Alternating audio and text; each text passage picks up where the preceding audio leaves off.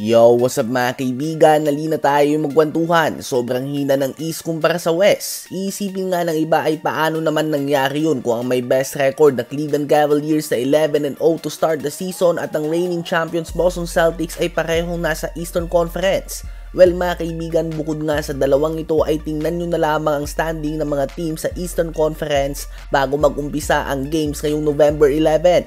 Bukod sa kanilang dalawa ay wala nang hihigit pa sa 50% ang win rate sa East. Ang number 3 seed na New York Knicks ay may record lamang na 4 wins and 4 losses. Kung dadalhin mo nga ito sa West mga kaibigan ay mas mataas pa ang record ng number 11 seed na Sacramento Kings kaysa sa kanila. Ibig sabihin ng number 3 seed sa East ay number 12 seed lamang pagdating sa West. So ganun na lang nga ka-unfair o hindi patas o hindi balanse ang NBA ngayon mga kaibigan.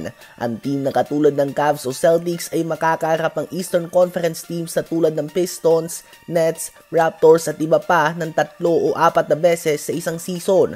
Habang mga teams naman sa West ay 2 beses lamang nilang makakaharap. So dito nga mga kaibigan nagmamatter ang balanse dahil pag nagkita nga sa NBA Finals, halimbawa ang Mavs at ang Celtics, ang record ang pagbabasehan nila at hindi ang record ng mga nakalaban nila. Posibleng mas mataas ang record ng Celtics subalit mas malakas ang mga team na nakalaban ng Mavs. Ganun pa man ang home court advantage sa Finals ay mapupunta sa Celtics dahil sa mas mataas na ang winning record nila. Ano ba sa palagay nyo mga kaibigan ang solusyon upang maging balanse ang mga team sa Eastern at Western Conference? Habang usap-usapan naman ngayon ang pagbagsak ng rating ng NBA sa US at hindi pa din nga daw ito nakakahanap ng mga pamalit kay LeBron, KD at Stephen Curry. Sinasabi ng ibang fans tulad na lamang ni Shaquille O'Neal na boring na nga daw manood ng NBA ngayon dahil panay 3 points na lamang ginagawa ng mga players. May iba din na nagsasabi na malambot na nga daw ang depensa at hindi na ito katulad ng dati.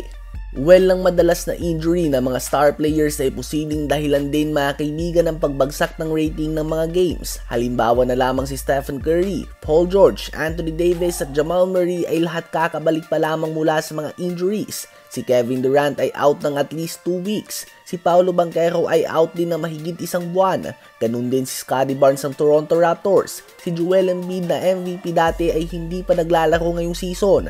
Out indefinitely din si Zion Williamson. Ganun din ang former 2-time Finals MVP Kawhi Leonard. 1 linggo din na out si Ja Morant. At posibleng may iba pa tayong nakakalimutan. Ganyan nga kadami mga kaibigan ang mga injury ngayon sa NBA at halos lahat ng teams ay hindi pa nakakapaglaro ng mahigit 10 games. Mas nagiging advanced nga ang teknolohiya, mas tumatalino ang mga pag-aaral sa mga gamot, may load management na at mas madami nga ang pahinga ng mga players ngayon kumpara noon. Subalit mas madaling tamaan ng mga injuries ang mga player ngayon.